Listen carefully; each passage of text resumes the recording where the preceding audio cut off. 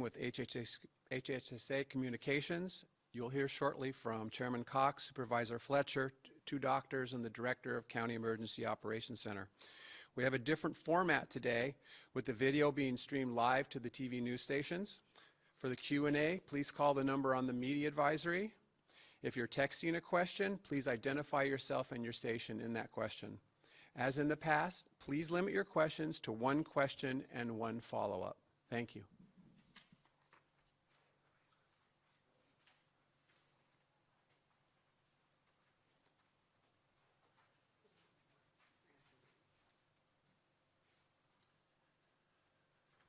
Good afternoon and welcome to our daily session on briefing on COVID-19 virus. Again, I'm Greg Cox, Chairman of the San Diego County Board of Supervisors, and we're here again to provide our daily media briefing on the status of where we are with this virus. Today we're going to hear from Jeff Toney, who is the Director of the county's Office of Emergency Services. He's going to be talking about our emergency operations and our COVID-19 response. Then we're going to hear from Dr. Wilma Wooten, who is our county's public health officer, who will give us an update on the numbers and the medical situation. Then we will hear from Dr. Nick Ifantidis, our chief medical officer, who will talk about our emergency management system and the healthcare workforce. And then we'll hear from Supervisor Nathan Fletcher, who will bring us up to date in regards to the state stay-at-home order.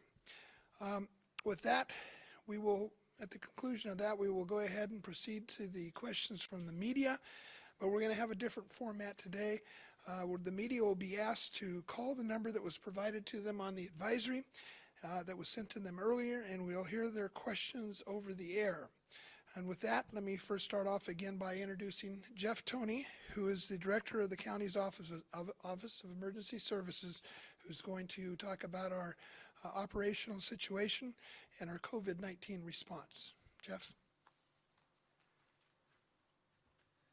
Thank you, Chairman Cox. Today I wanted to provide everyone with a behind-the-scenes look at our COVID-19 response and our incident command structure. Currently, our Emergency Operations Center is activated at level 1. This is our highest level activation. We're open every day from 7 a.m. to 7 p.m., and many of us are working much longer hours than that. We've got 24-hour duty officer coverage, and last week we did something unique. We embedded our Medical Operations Center, or our MOC as we call it, within our structure. And we're here to support the people working on the front lines, our doctors, our nurses, our healthcare workers, public health department, and EMS. They've been working tirelessly for the last 2 months. And now the vast majority of our cities have proclaimed local emergencies. This is an all-time record for any emergency within the county. This shows you that this COVID-19 is affecting everyone. And we've taken a whole community approach to this response. Close collaboration with state, federal, and local agencies, businesses, and volunteer organizations.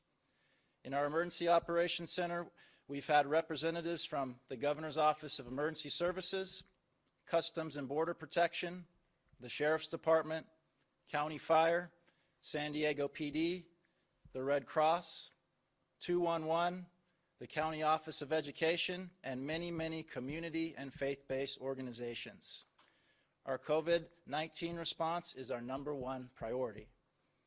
So we'll continue to lean forward, build capacity and capability, continue to support our medical professionals with this whole community approach, and continue to work together to keep San Diego safe and healthy. Thank you.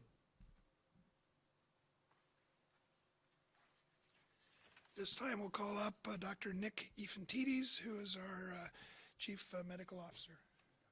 Oh, Dr. Wooten? Okay, Dr. Wooten is going to come up. She's our Public Health Officer for the county. Thank you, Chairman Cox. So good afternoon, everyone, and welcome again to our media briefing. Globally, novel coronavirus, which is causing COVID-19 infections, has resulted in an over 260,000 positive cases and over 11,300 deaths. Nationwide, there have been 16,638 positive cases and 116 deaths. In California, there have been just over 1,000 positive cases with 19 deaths. Lastly, in San Diego County, there have been 131 positive cases at the close of business yesterday, and thankfully, 0 deaths. Next, I would like to address the frequently asked question of who needs to be tested. And we've spent a lot of time on that, and we just want to have everyone understand what that means. Our consistent messages at the local, the state, and the national levels are that not everyone needs to be tested. 80% of individuals that develop mild to moderate symptoms of COVID-19 do not need to be tested. These individuals can self-isolate at home, but if they develop more severe symptoms, particularly respiratory distress or difficulty breathing, they should then call their provider so that they can be seen and evaluated. The Centers for Disease Control and Prevention has issued guidelines that individuals with fever and cough can stay at home until their symptoms have resolved with no fever for 3 days without fever medication, and not or, but and it has been at least 7 days since the initial onset of symptoms. In addition to staying at home, it is vital that we continue to take additional steps to prevent COVID-19, and these are the measures that we've advised you from day one and during regular flu season. But this includes the frequent hand washing and habitual cleaning and disinfection of your personal space. You may ask, why are these simple actions necessary or important? The World Health Organization, the CDC, and other health authorities have emphasized that both washing one's hands and cleaning and disinfecting frequently touched surfaces daily are key in preventing COVID-19 spread. And I might add, it's not just disinfecting surfaces daily, but often throughout the day, particularly if other people are touching these surfaces. The fact is also that a simple cough can produce up to 3,000 droplets. These particles can land on other people if you're within 6 feet. And we've seen that popular depiction of a person sneezing and the droplets being in front of them.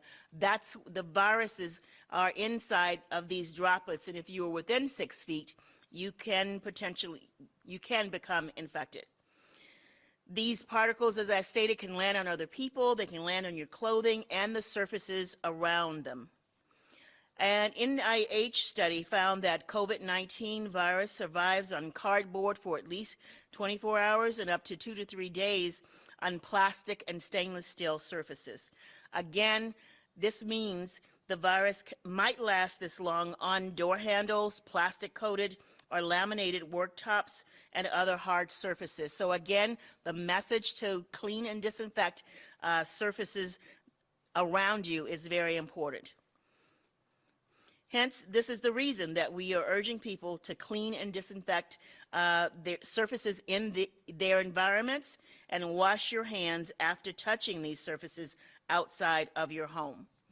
Now, COVID-19 and other coronaviruses can be inactivated within a minute after disinfecting surfaces with 60 to 71% alcohol or 0.5% hydrogen peroxide bleach or other household bleaches. Before turning the mic over to Dr. Nick Ifantidis, I would want to remind everyone that it is safer to stay at home. We emphasized this yesterday. This was the message of the governor's executive order. I ask again, both personally and as the county public health officer, that we come together in a collective manner to begin to bend the curve. Every one of us has a vital role in this goal. Please stay at home if you do not need to go out for essential reasons such as grocery shopping, walking your dog, taking a walk with your family, or for other important reasons such as being an essential worker. I have faith and our San Diego County residents, our businesses, and organizations throughout the county that you all will comply with the governor's executive order to stay at home. Now, please welcome Dr. Nick Ifantidis, who will provide emergency medical services metrics and focused information for our local healthcare provider community. Dr. Ifantidis. Thank you so very much, Dr. Wooten. Good afternoon, everybody. One of the things that I love about working in San Diego County is the passion that we have to make data-driven decisions. As a man of personal faith, my colleagues know that on a daily basis, I say to somebody, "In God I trust. The rest of you, show me your data." And on a daily basis, as the director of EMS, we look at data. And this morning, and this is very complimentary to what Dr. Wooten just mentioned, I saw something pretty remarkable on our data that might be a little bit counterintuitive. It was so remarkable that I had to call one of my epidemiologists and understand and make sure that I was interpreting things correctly. We follow, as I have said before, dozens of daily metrics. And with regard to what we are facing with COVID, I am paying particular attention to such things as the availability of ICU beds and the availability of respirators and the percentage of people that are going to the emergency room who have influenza-like symptoms, the number of available specialized services.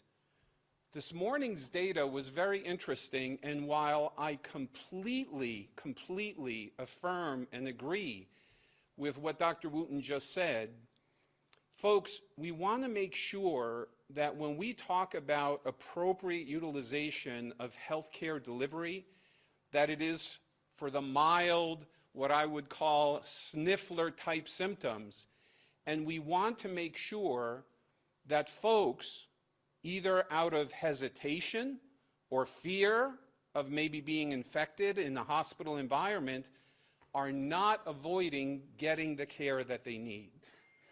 Believe it or not, the data, and the reason that I had to call my epidemiologist this morning, is that the availability of our capacity has actually grown. For a long time, under our supervisor's leadership, we've been looking at issues like behavioral health and the number of people waiting in emergency rooms and so forth. Today, the number of those folks is very small. So there's a message comprehensively that needs to be emphasized here. Folks, you should not hesitate to get needed medical care if there are symptoms, whether they be physical or even emotional. Many people, especially during times of crisis, may be struggling with behavioral health concerns. We do not want you, because of all of this appropriate messaging about appropriate utilization, to not get the care that you might need.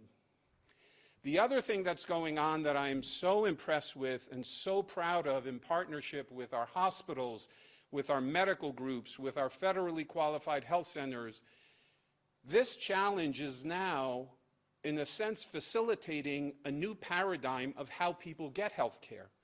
Whereas in the past, maybe much more of it was in person, there are now alternative things going on, and at some future event, hopefully we'll have the opportunity to highlight some of the innovations that are doing and happening in our region with regard to teleconsultations and so forth. The important message is that we all want to make sure, with as much focus as we have on COVID, that if there are other issues, whether they be heart-related or the symptoms of stroke or depression and things that do legitimately require care, that we don't avoid that utilization, and that we pursue the availability now of enhanced alternative mechanisms with call-in nurses, teleconsultations, and all the things that are in place. Point number 2. We have been pressed pretty hard in recent days, and we welcome that. That's our job, and that's your job as the media, on the numbers of ventilators and PPE equipment and so forth. Based on communications that I've been having with a lot of healthcare providers the last couple days, I feel compelled to remind people, ventilators do not run themselves. The PPE equipment that we're concerned about isn't on the shelf. We are very mindful of the most precious commodity of our healthcare delivery system, and that is our healthcare workforce, the folks on the front line that we keep talking about. This past Wednesday night, in collaboration with HASDAC, the Hospital Association, and the Medical Society, and the county, we did something very unique that was very well received.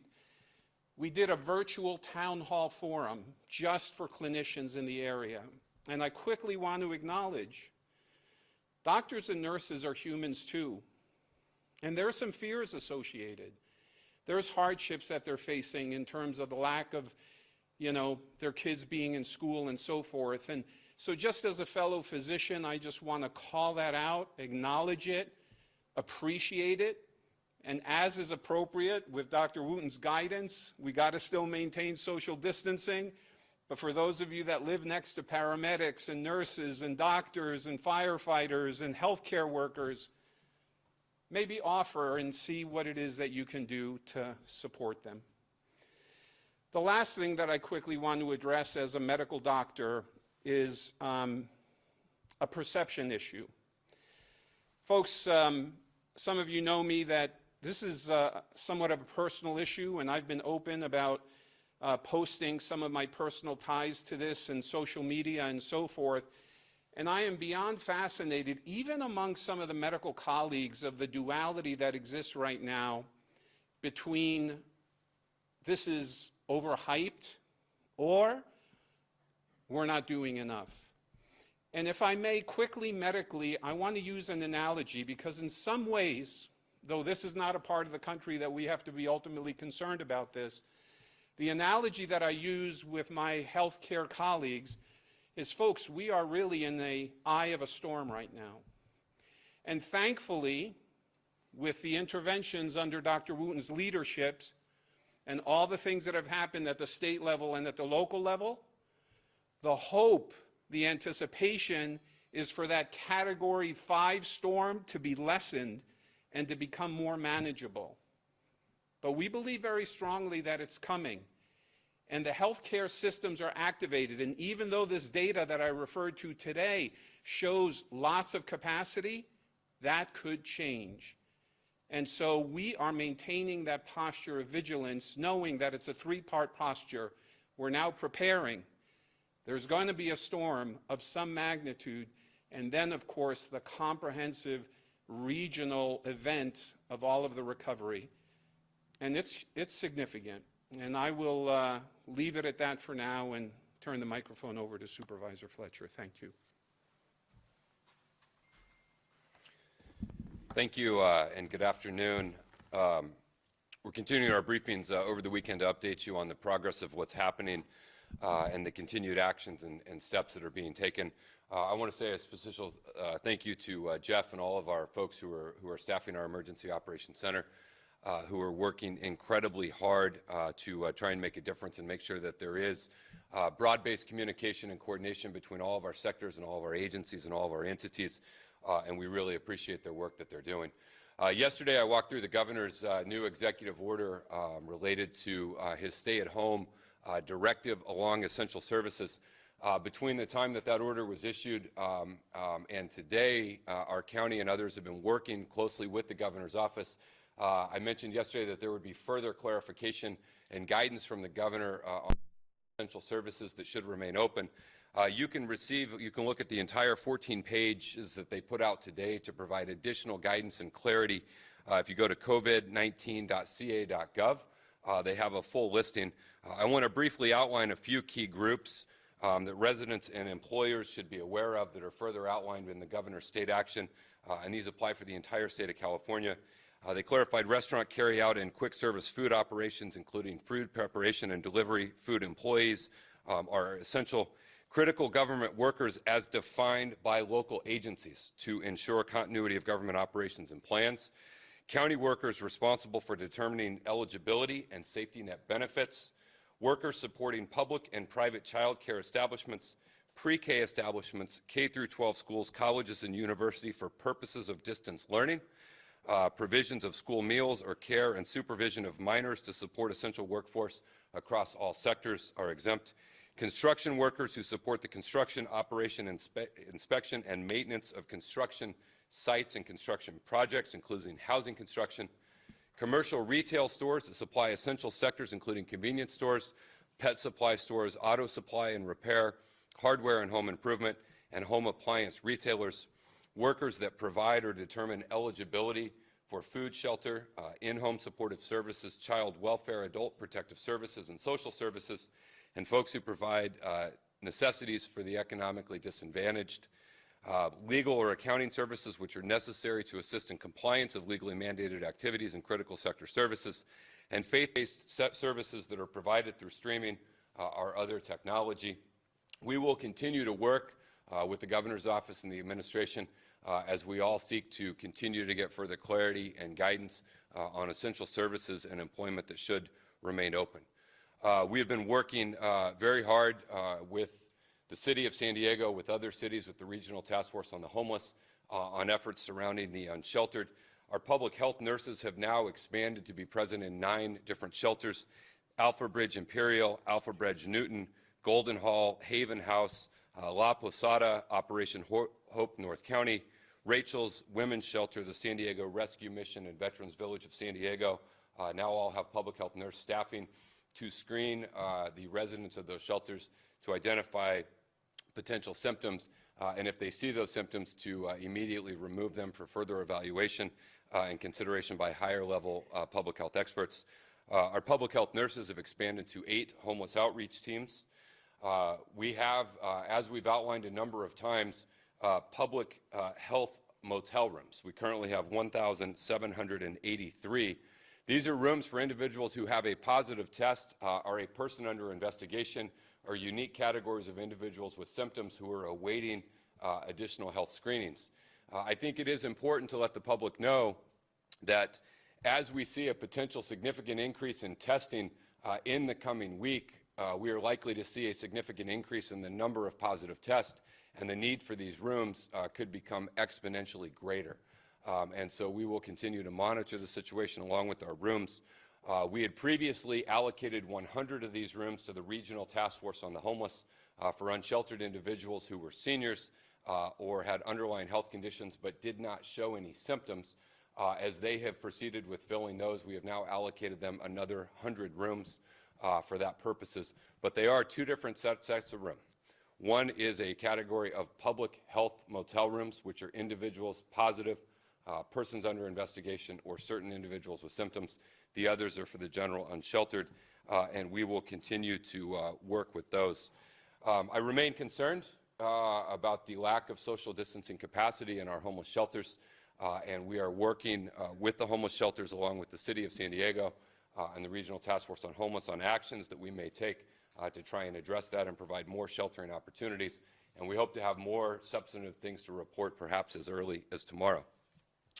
This was alluded to earlier, but there is a broader concern that we share about the overall mental and physical health of our population, not necessarily in direct response to being infected by COVID-19, but by other things that could be exacerbated by the actions we've taken. There is a concern about an increase in potential domestic violence, child abuse, drug or alcohol abuse. We've been working closely with Dr. Luke Bergman, our behavioral health director, on services and support that we can provide region-wide to help ensure that we are staying healthy as a society. We will continue to push out that information as well in the next day or two, perhaps some specific guidance with Dr. Bergman. And finally, I just want to comment on sources of information and uncertainty. Last night, I got a series of frantic messages from folks who said, "Oh, I heard you can get it from the water." And we've all heard a lot of things, but it's not true. And it really is important in this time of uncertainty and difficulty that we rely on our trusted sources of information. It is really easy to go down a very dark path on social media and on the internet with a lot of speculation and a lot of uncertainty and a lot of folks who aren't in a position to have accurate information sharing that, and that does nothing to help keep us safe.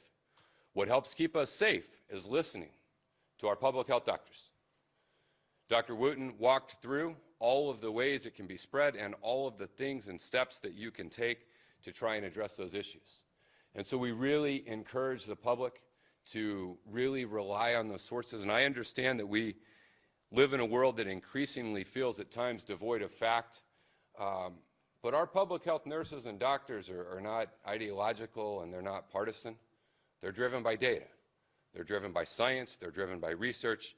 And I can assure you that we will continue to provide you with every piece of information we have about the things that you can do and should do in order to stay safe in this environment. The same is true with the numbers and the trends and where it's headed. As soon as we as a county know, we will share that information with you, along with all appropriate public health guidance. But it is vital that we do rely on those trusted sources of information. And as things change, we will continue to change. We will adapt, we will find new ways, we will share information. But through this all, I am really encouraged by a lot of the things that we're seeing out there. People coming together in remarkable ways. We launched a community response fund earlier this week, and we are adding almost $1 million a day to that fund. That's encouraging. I was encouraged today that our local labor council, in partnership with a bunch of nonprofits, did a food drive to help families who are in need. They helped over 500 folks, and they decided that, you know what, we need to do this every single Saturday. And they aren't the only ones out there doing it. But there's also individual actions that people are taking. I saw a welder who came out and said, hey, I'm available for any healthcare facility that needs something welded. I won't charge you. I have all my equipment. I'm not working. I'd love to come be a part of a solution if you need it. I was really moved by the story of a bunch of middle school kids who realized that their neighbor was a senior citizen in isolation. And so they took their band instruments and they went in her front yard and they played her a concert. Every single day, through all the uncertainty and difficulty, we see people taking these acts of compassion. And perhaps it took us being physically separated in order to begin to bring us back together. And that gives me incredible hope as we continue to advance through the uncertainty together with the spirit of hope, knowing that we can confront whatever happens. Thank you. Thank you, Nathan. Before we get to the questions, let me ask if there's any need for clarification of any of our speakers this morning on any points made.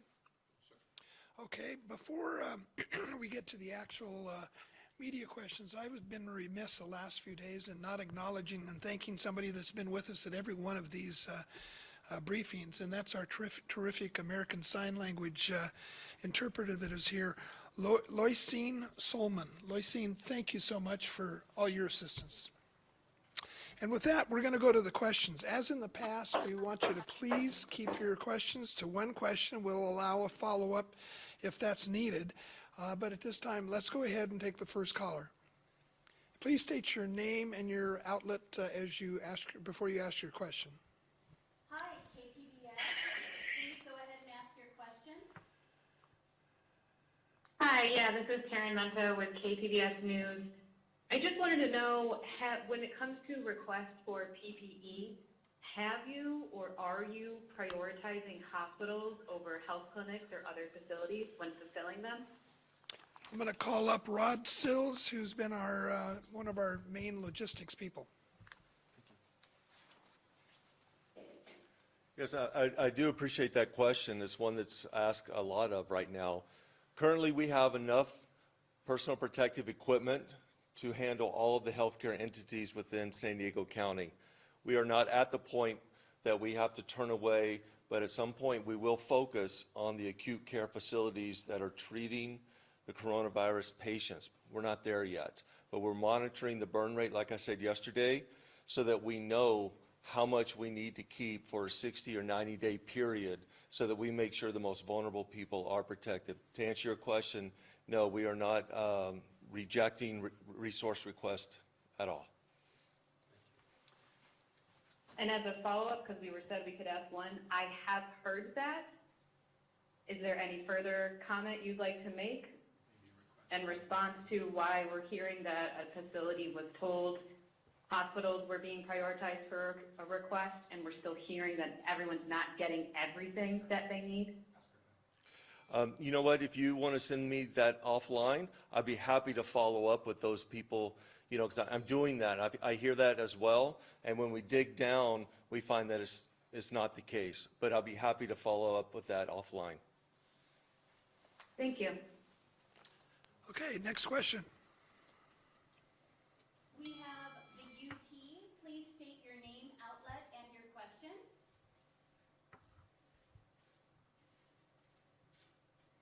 Hi, this is Rob.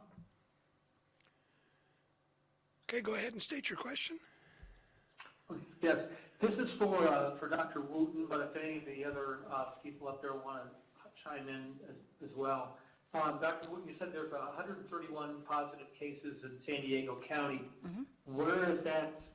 Is that X number more than yesterday, X number more than last week? And beyond that, is that an encouraging sign, a discouraging sign? Where are we? If you can put those numbers in some To sort of perspective, sure. Yesterday, we had 105, so this is 26 more than yesterday. But recall yesterday, I said that as we are getting more commercial laboratories and more hospitals on board, more testing is occurring, and therefore we should expect to see more positive cases.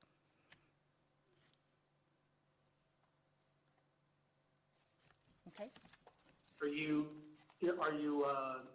That's not discouraging you, it's not, No, it's not discouraging us. We expect to see, we know that COVID-19 is in the communities.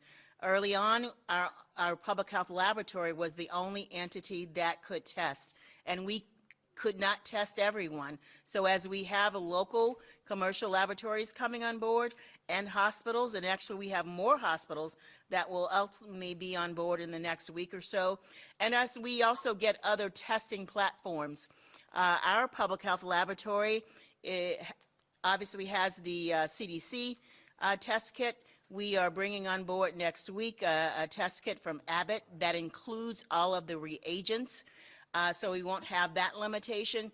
And then in several weeks, we hope to be up and running with the genomics instrument from Hologic. So more testing is coming on board, and we expect to see more testing and specifically more positive cases. So we're not surprised by this. Thank you. thank you. Okay, next question. Hi, we have a new caller. Can you please state your name, outlet, and your question, please?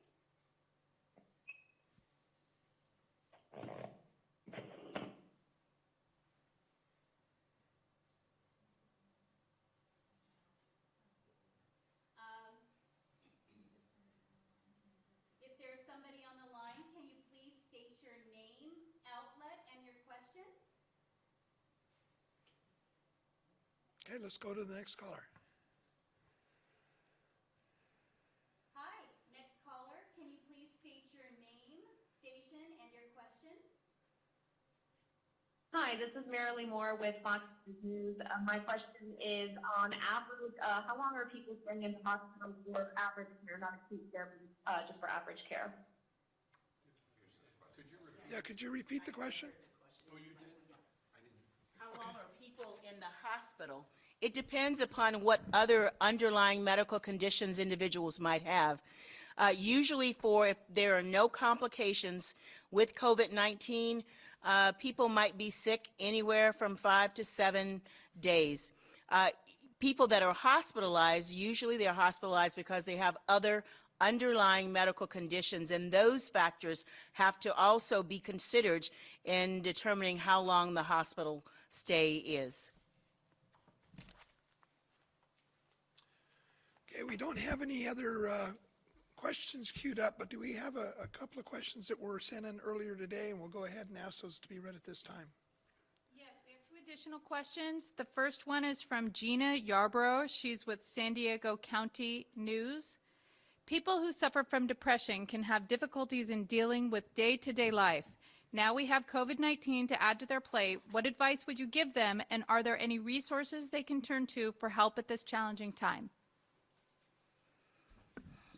That is a very good question, and I would call everyone's attention to our Access and Crisis line, and that number is 888-724-7240. This crisis line is open 7 days a week, 24 hours, and it has been actually in operation in San Diego since 1997. So we encourage anyone that needs to talk or has particular personal issues to call the crisis line so that they can get the assistance that they need.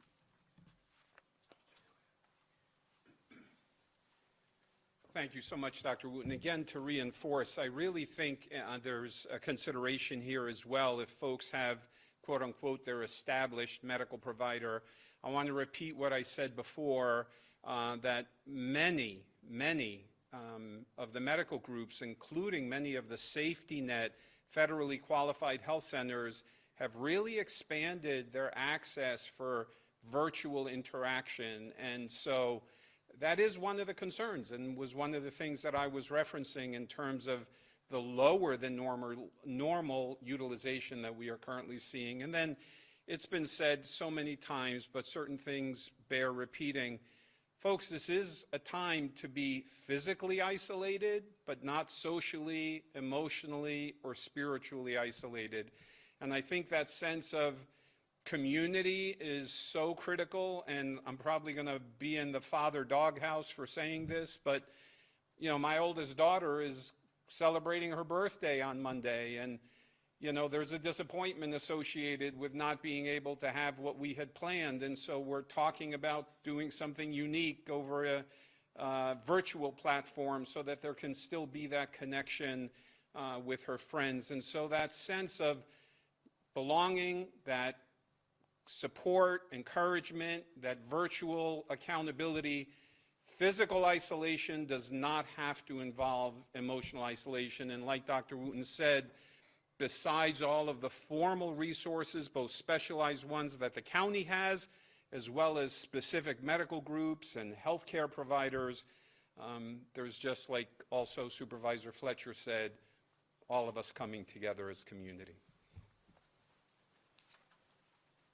And this is Dr. Wooten again. I just want to emphasize the fact that for the Access and Crisis line, a language interpreter is always available. Within seconds, you can get the language that you need. So I think it's important to let people know that as well. Thank you, Dr. Nick and Dr. Wooten. We do have, I think, 2 more questions to read. The next question is from Jane Morton with CBS 8. For one of the doctors, can you please tell me more about younger people getting the virus? It seems younger people don't think they'll get it, but that's obviously not the case. What message do the doctors have for younger people? The key message is that everyone is potentially can get COVID-19. And actually, I'll just read through the age distributions for the 131 cases that we currently have. For the age group, we have 1 case that is 10 to 19, and that actually is a 19-year-old. We have 24 individuals that are in the age group 20 to 29, 31 30 to 39, 28 40 to 49, 14 50 to 59, and 10 for the 60 to 69 age group, and 15 for the 70s to 79 age group, and we have 7 that are 80 plus years of age. So you see through that stratification of the ages, young adults are susceptible to getting COVID-19. So I wouldn't think that for those youth and young people out there, you are susceptible and can get this disease. Okay, I believe we have one more question that may be a 2-parter. 2 questions from Channel 10 News. How many drive-through testing facilities are available? And also, are there any updates if at-home testing will be available in the future? Dr. Nick? Okay, simple question, complicated answer.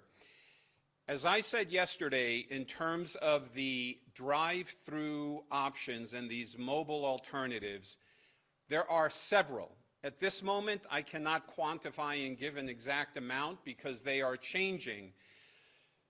Please know that we are preparing for the potential eventuality, if it is even necessary in the future, to expand on this strategy of doing this mobile testing.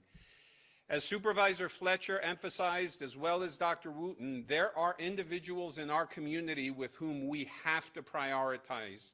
And I would currently put them into 4 general categories. And the availability of testing that we currently have, we are really prioritizing the 4 following categories of individuals.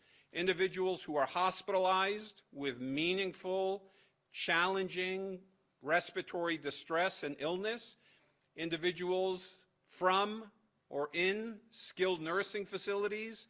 As I referenced earlier, the most important healthcare asset that we have in our community, first responders, medical personnel, nurses, physicians, paramedics, firefighters. That is a very high priority group. And then, of course, the vulnerable populations that, based on the realities of their housing circumstances, are living in situations where the social distancing may be challenging based on the realities of a shelter. So forgive me, I cannot quantify because it changes every day. Some of the things that we have done were done as pilots to really work out the logistics, the protocols, the communication loop, the referral pathways, and all of those things. So decisions will be made, but I can hear Dr. McDonald echoing in my head. I want to say one more time what he said yesterday. Folks, more important than doing testing is the people who have any of the symptoms that we have discussed over and over again to self-isolate themselves. And if they have concerns, to then be in touch with the appropriate health care, if you would, advice lines that can help navigate whether or not their symptoms are at a point justifying in-person care or other interventions. One last thing I'll say, and again, it was with the assistance of Supervisor Fletcher yesterday, we are doing some very proactive things led by, for example, our EMS medical director in partnership with the state authorities. We have received approval, if we get to that point of needing it, for paramedics and EMTs to do sampling out in the field. All of that stuff is legislated, but we are proactive, prepared, and doing everything that we can currently based on the availability that we've been talking about over and over again of these tests. We are not encouraging nor promoting actively, and the ones that are out there are for individuals who get referred accordingly. Thank you very much.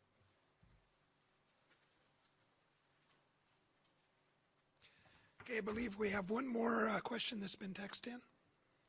Yes, our final question, Claudette from NBC7. How do we know our numbers in San Diego won't skyrocket once we start returning to our normal way of life, businesses reopening, schools starting up, etc.? Well, I will start, and then I will yield the mic to Dr. Ifantidis. First of all, what we are doing now is being done to flatten the curve, and you've heard that phraseology used a lot. Because we do not have vaccines and we do not have antiviral medications, we are trying to flatten the curve so that we do not overwhelm our healthcare system and until we can get vaccines. Dr. Anthony Fauci has said that it will take anywhere from 12 to 18 months. And I know hope is not a strategy, but it is, we hope really that that can occur sooner. There are a lot of organizations and researchers out there that are working on vaccines. More than one company is working on that, but it will at least be a year. So, and you've heard from the governor that this stay-at-home executive order, while it will be revisited at the end of the time period for which it exists, we may continue to do this for the next 3 or 4 months. So we don't know what the future holds, but we do know that right now, these are the best strategies that we can implement to prevent people that are vulnerable, people that are not infected, from being in contact with those that potentially are infected. Okay, we're going to wrap this up. This was a new format, and we really appreciate the cooperation of the media and calling in and submitting their questions. There will be a press conference tomorrow at 2:30 that will feature Supervisor Fletcher and I believe Mayor Faulkner, and we're going to be focusing more on homeless-related issues tomorrow. But I would like to just close just by saying that Supervisor Fletcher gave a great example of well, we used to call these random acts of kindness. And I think what we're seeing now is more and more people realizing that, again, we're all in this together. The fact that a group of junior high school kids could get together on their own, hopefully keeping the 6-foot distance, but perform a concert in front of a senior's home is a great example of ingenuity among the citizens of San Diego County. We encourage that. Today is the first day of spring where we had beautiful weather, and it is beautiful outside. We encourage you to go outside, get some fresh air. If you want to go out and garden, if you want to jog or walk around the block, walk your dog, we encourage you to do that. Just make sure you do smart things and you keep that social distance. And again, you know, these devices are sometimes, I've cursed at them. Not anymore. These are indispensable. And so if nothing else, if you have some free time, call somebody you haven't talked to a long time. Call a senior or a neighbor that may be shut in and can't get out.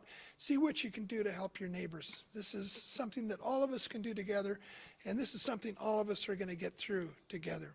With that, we'll go ahead and close today's media briefing. Thank you.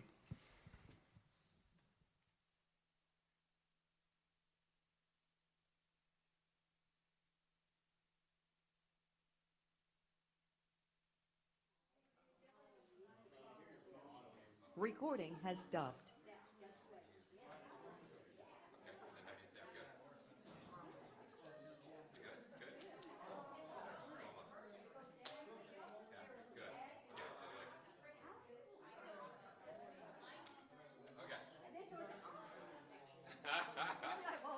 That's too much. That's too much.